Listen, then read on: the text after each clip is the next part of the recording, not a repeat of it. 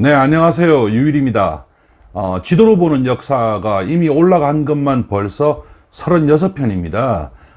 그래서 지금 이대로 계속 가다가 대충 한 50편 정도가 되면 그때부터 제가 아는 사람들한테 제가 이런 것을 만들고 있다라고 광고할 겁니다. 처음 왔을 때 뭐 다른 분들이 뭔가 좀 쌓여 있어야 보지 않겠습니까? 그런데 지금도 벌써 여러분들이 보시고 계세요. 뭐 단 한 번도 광고를 한 적이 없고 물어보시는 분 한두 분한테만 말씀을 드렸는데 상당히 많이 보시고 계십니다. 그래서 앞으로도 계속 쭉 하다가 한 50편 정도 이렇게 되면 그때부터 제대로 광고를 할 것이니 조금 더 기다려 주시기 바랍니다. 좋은 말씀 해주시는 분들이 많습니다.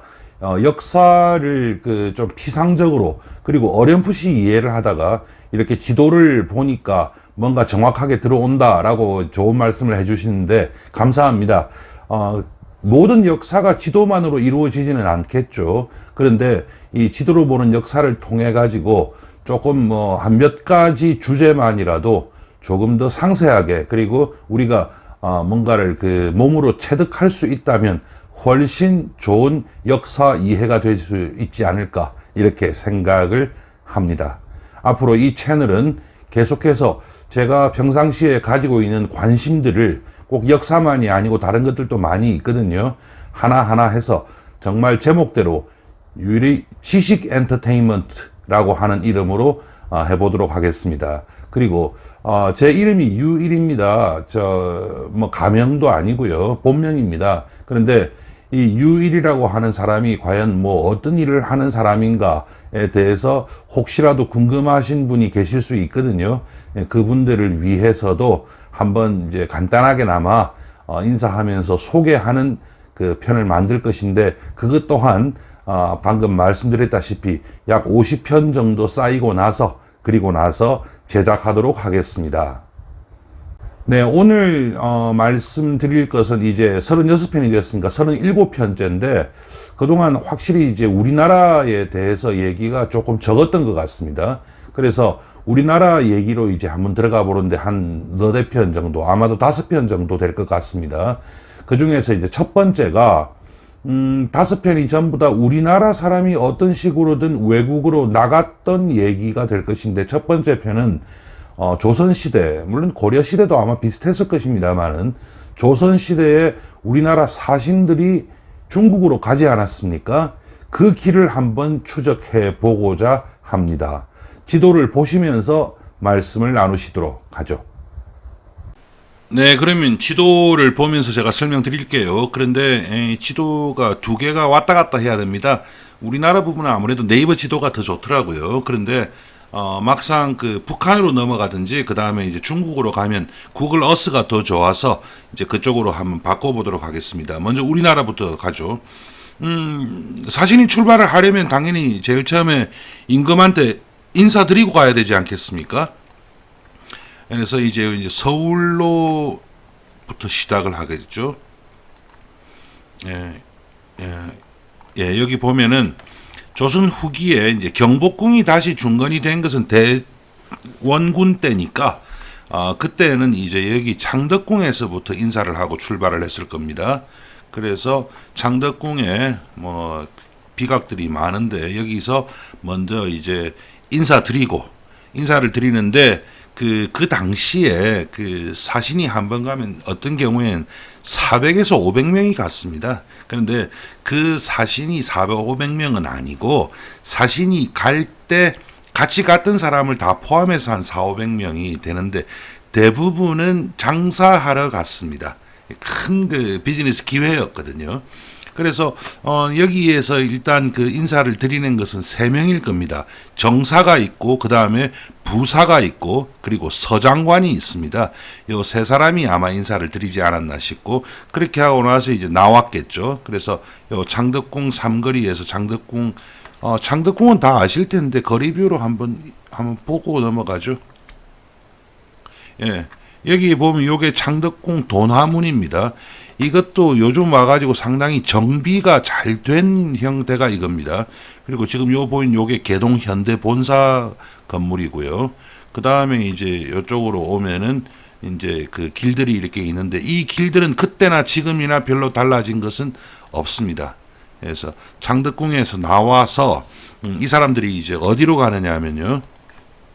쭉 이 길을 따라 이렇게 이제 걸어갔을 겁니다. 걸어가다가 물론 그 정사, 부사, 서장관까지는 아마 말을 탔을 거예요. 그 다음에 이제 쭉 계속 이제 가가지고 광화문을 이렇게 지나가지고 여기에 이제 독립문이 있지 않습니까? 거기에서부터 이제 올라가기 시작을 할 겁니다. 예, 여기 이제 무학동이 있죠.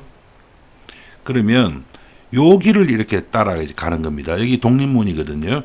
여기를 따라 쭉 올라가면은 여기가 이제 홍제, 지금 전철 홍제역이지 않습니까? 여기가 홍제원이라고 하는 곳입니다. 이 홍제원이라고 하는 곳이 옛날부터 있던 곳이었고 여기에 가족 친지들이 쭉 와 있습니다. 그래서 여기서 마지막으로 인사를 하죠. 가족 친지들이 인사를 하고 아마도 뭐 잘은 모르겠지만 친지들 중에서 여비를 조금 보태주는 사람도 있지 않았겠어요. 그리고 뭐 좀 사다 달라라고 부탁하는 사람들도 있었을 겁니다. 그때 이제 정사부사 서장관 그 다음에 이 사람들을 호송하는 사람들 해가지고 상당히 여러 명이 여기서 이제 마지막 인사를 했을 겁니다. 그런데 중요한 건 여기가 아니에요. 더 큰 비즈니스가 따로 있습니다. 이런 그 비즈니스 기회가 잘 없지 않습니까? 동지사 같은 경우에 보통 왜 동지사라고 하느냐 하면 이제 동지 무렵에 출발을 하거든요. 양력으로 12월 20일경이죠. 이제 그때 출발을 해가지고 쭉 가다 보면 음력 설경에 그때 이제 그 북경에 도착을 해가지고 황제한테 새 문안 인사를 드릴 수 있죠.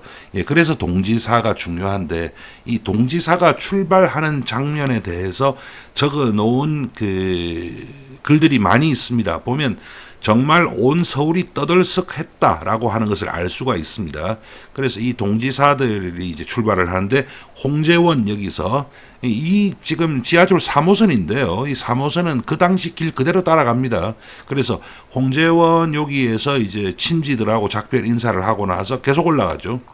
계속 올라가면 녹번역, 불광역, 연신내역 뭐 이렇게 역들이 있습니다. 그 다음에 이제 구파발역으로 가는데 그때 이제 기록에 의하면 이제 어떻게 돼 있느냐면 은평면 구길이라고 하는 곳으로 갔다라고 돼 있습니다. 그러니까 은평면은 지금도 은평구라고 지금 여기가 은평구지 않습니까? 은평구고 구길이는 구기동이라고 있지 않습니까? 바로 여기입니다. 그래서 이대로 이렇게 쭉 갔던 것입니다. 그래서 삼송리 여기를 이제 지나는데 여기서 지금은 여기 뭐 전부 다 아파트로 개발이 돼 있어 가지고 아주 뭐 대단한 곳이 돼 있는데요. 그래서 여기에서 이제 조금 길이 갈라집니다. 여기에서 어디로 가느냐 하면요. 여기에서 지금 전철은 이 길로 가죠. 이 길로 이렇게 가는데 이렇게 가지 않고 여기서 위로 올라갑니다.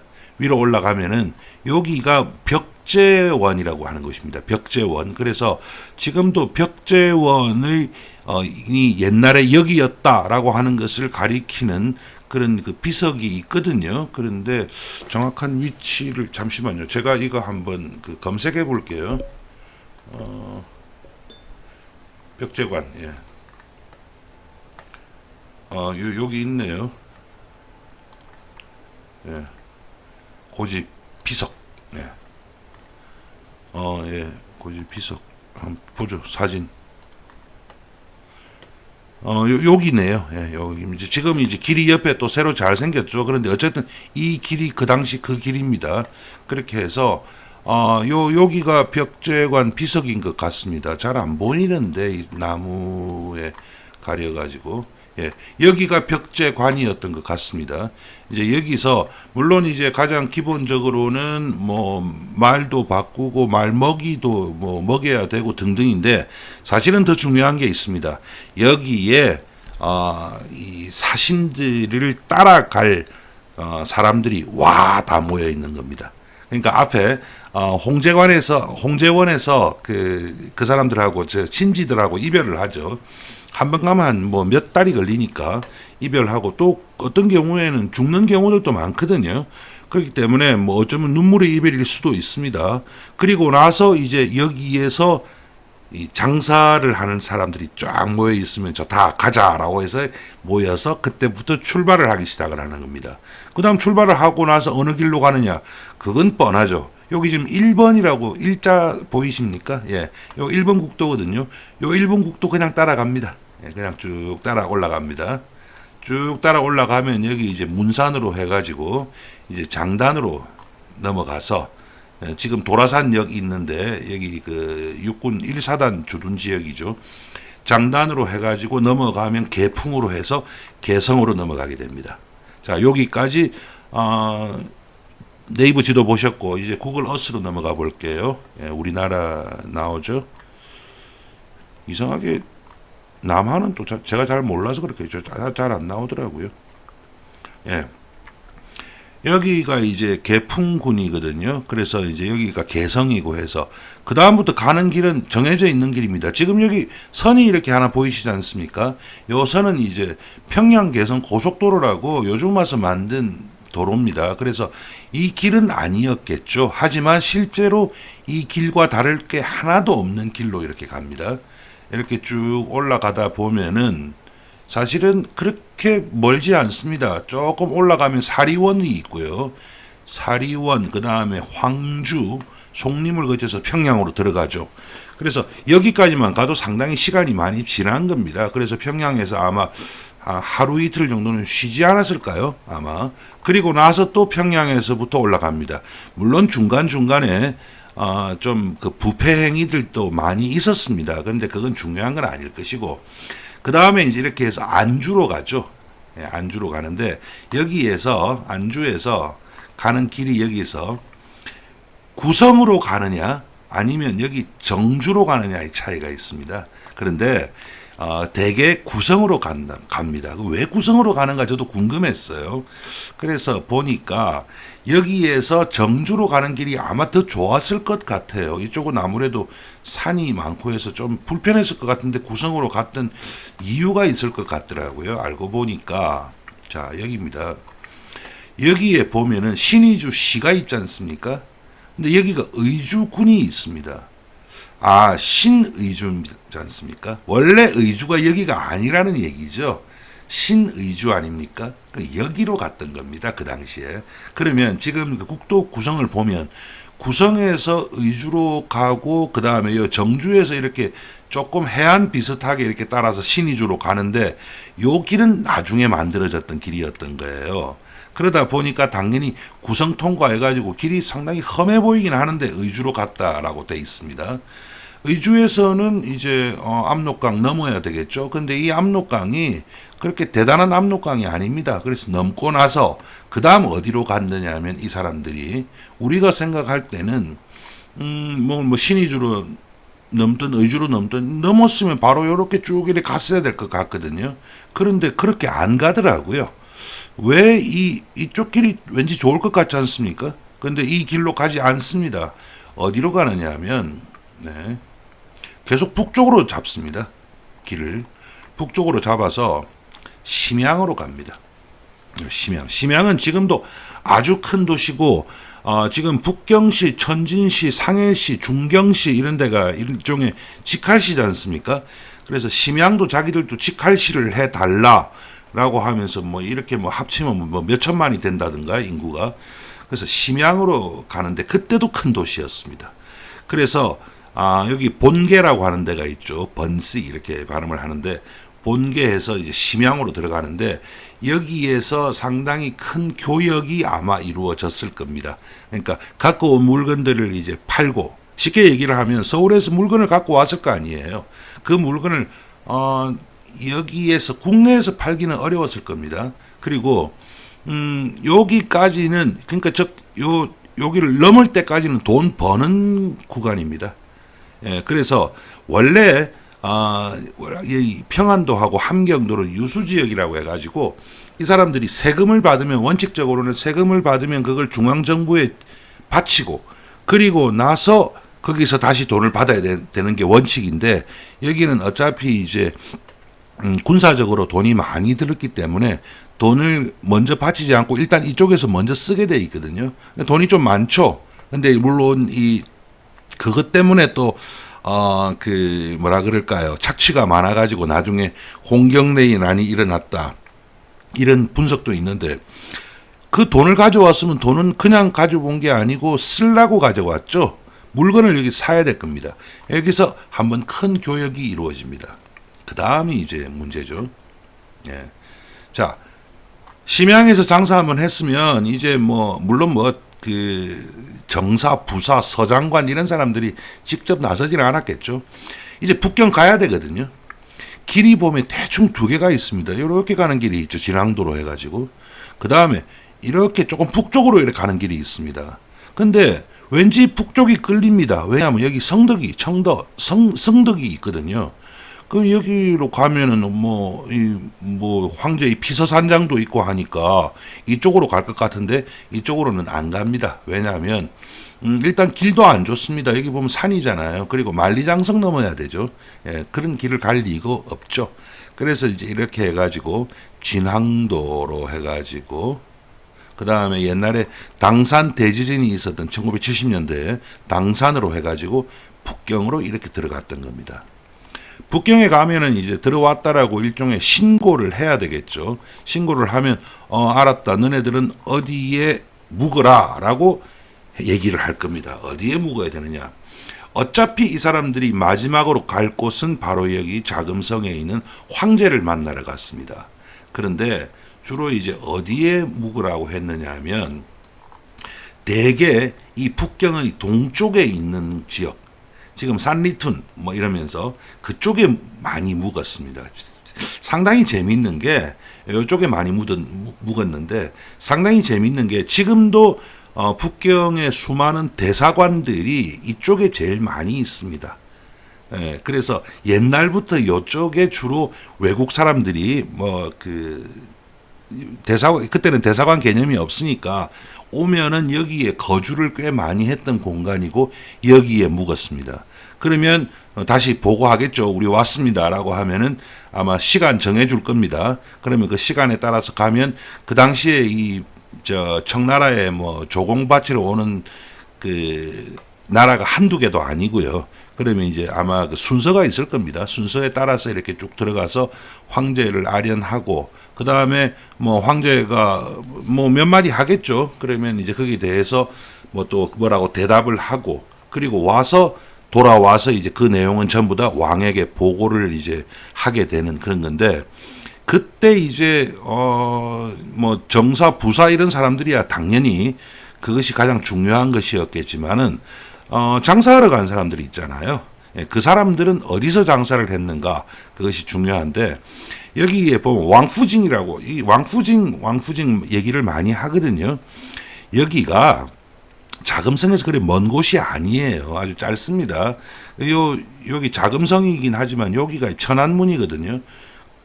가보면요. 이게 아주 좁아. 이게 얼마 안 돼요. 이게 1.7km밖에 안 되지 않습니까? 1752m니까. 예, 여기에 시장이 있었고, 그 다음에 자금성 요쪽에 보면, 요쪽에 서성구 이쪽에도 시장이 있습니다. 그래서 여기서, 이제 여러 가지 물건들을 우리가 가지고 온 것들도 팔고, 또 거기서 필요한 것들이 있을 거 아니겠습니까? 책도 사고, 또 벼루도 사고, 여러 가지 것들을 여기서 많이 샀을 겁니다. 그리고 나서 돌아오는 길은 정해져 있죠. 돌아오는 길은 정해져 있고 원래 갔던 길을 그대로 돌아왔을 겁니다. 이렇게 해서 쭉 이제 돌아오고 나서 아주 큰 비즈니스거든요. 그래서 400에서 500명 정도가 하는데 중간에 제법 죽었다고 해요. 풍토병도 있고 또 겨울에 가다 보니까 춥지 않습니까? 지금같이 아주 좋은 호텔에서 난방 잘 된 데서 잤을 리도 없잖아요. 그러다 보니까 죽는 사람들도 제법 있었다고 합니다. 그리고 이때 정사와 부사, 서장관 이런 사람들은 실제로 가는 사람들의 생사 여탈권을 쥐고 있었어요. 그래서 그 자리에서 만약에 질서를 어지럽힌다든지 또는 장사를 했으면 버는 돈의 일부는 좀 내놔야 될 거 아니에요. 근데 거기에 대해서 좀 뻗대든지 그러면 그냥 죽여버리는 경우도 많지는 않았지만 가끔씩 있었다 이거고 이 사람들이 이제 서울로 돌아오겠죠. 돌아오면 다시 우리나라 왕을 만납니다. 왕을 만나가지고 왕에게 보고를 합니다. 보고를 말로도 하고 그 다음에 글로도 합니다. 그래서 그 내용이 지금도 조선왕조 실록이라든지 실록에는 그렇게 상세한 내용은 안 나와 있습니다. 그 다음에 승정원 일기에는 제법 상세하게 잘 나와 있거든요. 거기에서 왕하고 나눈 얘기라든지 이런 것들이 쭉 나옵니다. 그러면 그걸 읽어보면 그 당시에 우리나라 왕은 어떤 사람인데 국제 정세에 대해서 어떤 궁금증이나 감각을 갖고 있었던가, 그리고 여기에 대해서 아무래도 뭐 사신들이 전달하는 얘기에 의해 가지고 많이 그 좌우가 됐을 거니까, 특히 이제 아편 전쟁 이후에 서양 세력이 중국으로 물밀듯이 들어올 때, 그때 갔다 온 사람들이 그 당시에 이제 우리나라 왕이 헌종대왕이거든요. 헌종하고 나눴던 얘기들이 있습니다. 그래서 사실이 이런데 이 사람들은 이렇게 큰 오해를 하고 있었구나라고 느끼는 부분도 많이 있습니다. 이상이 우리나라에서 중국으로 갔던 사신의 길에 관련한 얘기였습니다.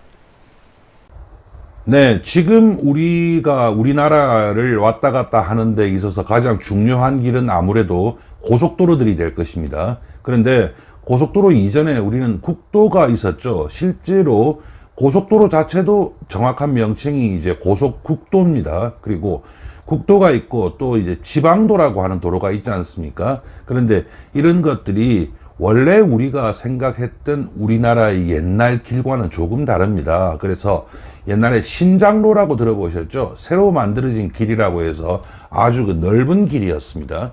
그 신장로 같은 경우가 대부분 나중에 이제 우리나라 국도로 변하거든요. 그 중에서 우리나라 사신들이 중국으로 갔던 의주대로, 그 다음에 중국에 막상 가서는 어땠는가에 대해서 알아봤습니다. 요 다음 편에서 또 다른 주제로 뵙도록 하죠. 감사합니다.